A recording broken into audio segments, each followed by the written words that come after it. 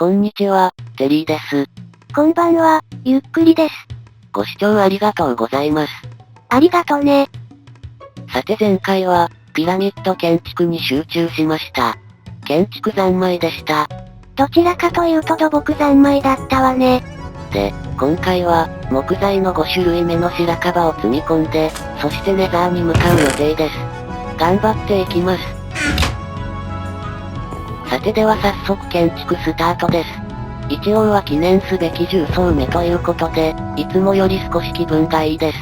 なので面倒くさがらず、斧に持ち替えて作業台回収したりもします。持ち替えた時間のロスで時間はほぼ変わらないけどね。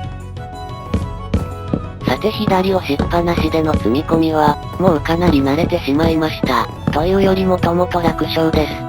飽きてきたらさらなる高速化を練習しようかと考えつつ、で、サボテンの使用をマスターした私にはもはや隙がありません。まだ見慣れてないから間近で見たかったんでしょ。さて今積んでいるピラミッド北側なのですが、実はもう今見えている砂岩の自然構造物のエリア以外、土木作業しないで済むようになってます。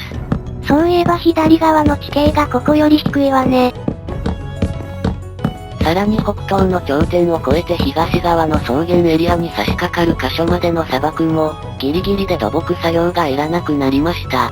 それはともかく、また一生懸命置いたブロックがなかったことにされてるし。白樺が白っぽいから仕方がないわ。どうしよう。白樺積んだらネザーに行くつもりだったのに。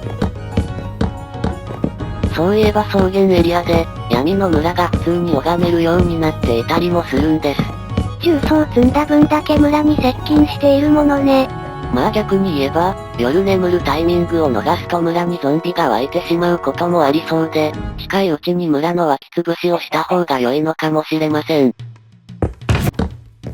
ピラミッド南側のサバンナ丘陵も、右の絶壁と左の絶壁の縦の長さが倍近くになっています。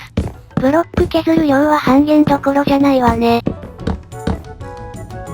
で、ピラミッド一周コースの最後の山場の砂漠丘陵はこんな感じです。そんなことよりなんで鶏の近くにいたのよ。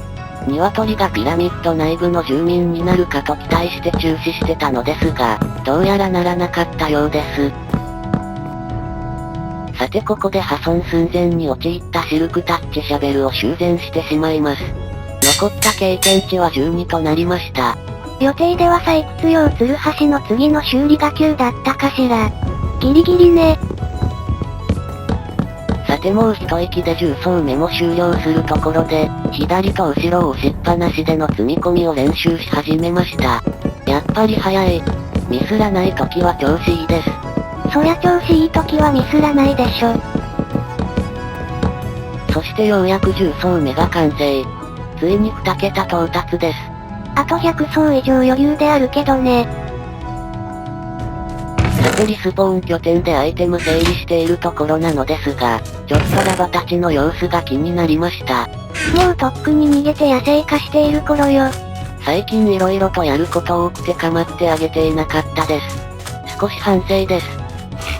とりあえず足が遅いロバは確保。で、洞窟に足を踏み外すことなく遠出していたラバも確保しました。危なっかしいわね。そして、ラバの海親の馬もどこかにいるはずなのですが、姿を見せず、野生化したようです。ひょっとして近くにある洞窟の中に潜っちゃったのでしょうか。ある意味、飼い主に似て地下に帰ったなら懐いていた証拠ね。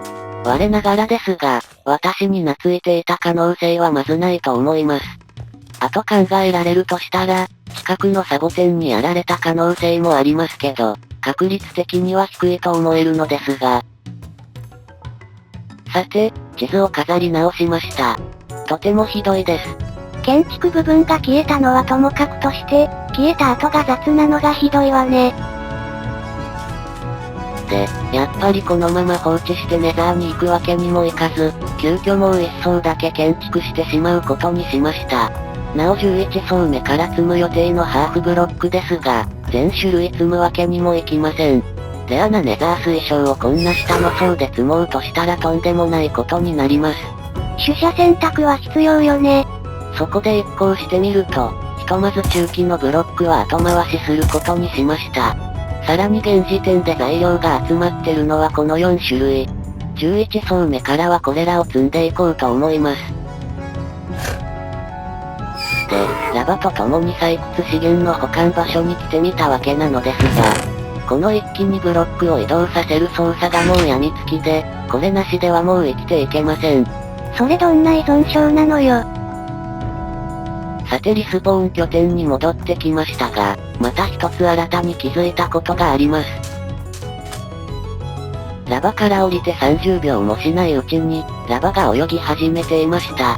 ひょっとして馬だけいなくなったのは、最後に馬に乗った時に惰性でまっすぐどこかに行っちゃった？今更覚えていませんがそうなのかも。リードは時々切れるのであまり使いたくなかったですが、やっぱり使わないとならないようです。柵や壁で覆う手もあると思うけど、位置ずれのこと考えると使いづらいわね。さて次の11層目は丸石ハーフブロックを積もうと準備しているところです。かすかに物音が聞こえたので様子を見に行ってみたのですが、やっぱりいました。ちなみに弓を用意して戻ってきたら姿をくらましたのでスルーすることになりました。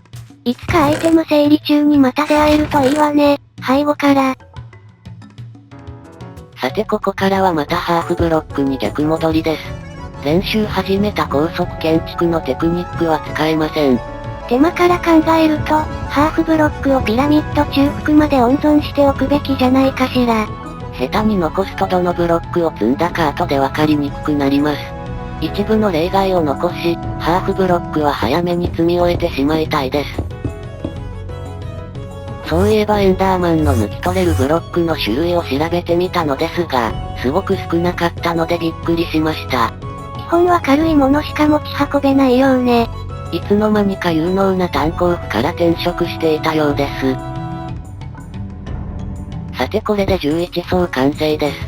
次の12層目は石のハーフブロックにしようかなと思うので、準備してからネザーに突入します。で、そろそろピラミッドの真下がどうなっているか気になりますね。こういう時は大体クリーパーがいるのよね。ちょっと待って破壊されるとやばいです。逃げて追いつかれてドガンが大変やばを存じます。なんとかピラミッドを死守しましたけど、危うく初のピラミッド爆破になるところでした。何をやっているんだか。さて地図を飾ってみたところです。何よこれ。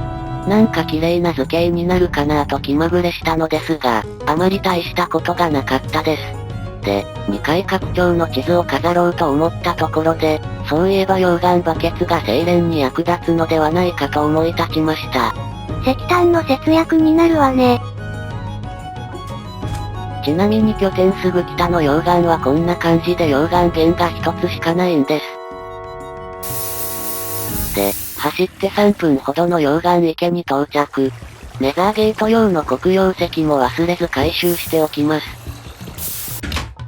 さて、4連装のかまどを用意し溶岩バケツを4つ装填。今回精錬する丸石の数はおおよそ20スタックです。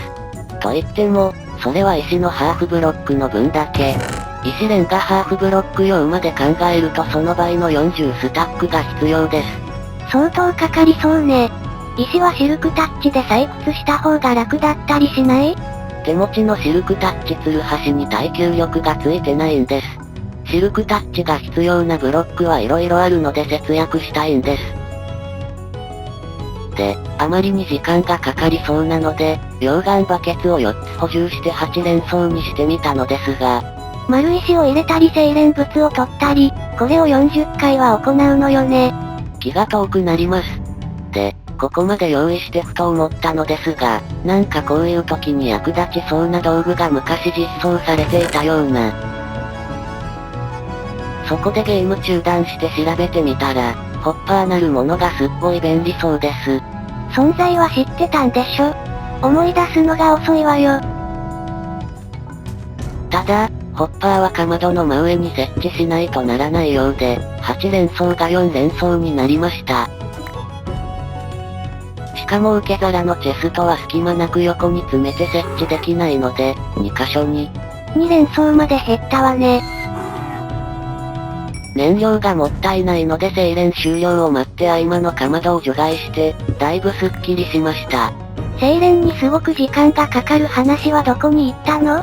またいつかホッパー増設しますけど、溶岩取りに行くのがだるいので今度です。しかし、確か上のチェストに丸石入れておいたはずなのですが、どこに行ったんだろ。答えは30秒後です。つまり、ホッパーもアイテム保持できることに気づくのに30秒かかりました。つまりきちんと使い方調べてなかったのね。さて精錬はここまででいいとして、ダメージ軽減4のエンチャント防具は 2V で、剣は無印なので心もとないですが、あと弓の修繕は必須でしょう。これダメージ増加2じゃないの。もうどう手にしたのか忘れましたが、多分スケルトンドロップの弓です。矢を適度に補充して、これで準備 OK です。さて、想定外のことをしてて遅れましたが、なんとかネザーに突入したところで今回はキリがいいのでここまでです。